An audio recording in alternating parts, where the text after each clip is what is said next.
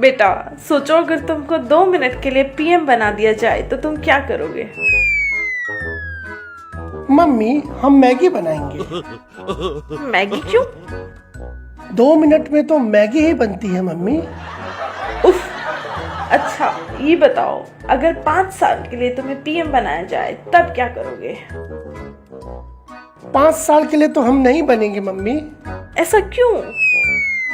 फिर इतनी मैगी खाएगा कौन?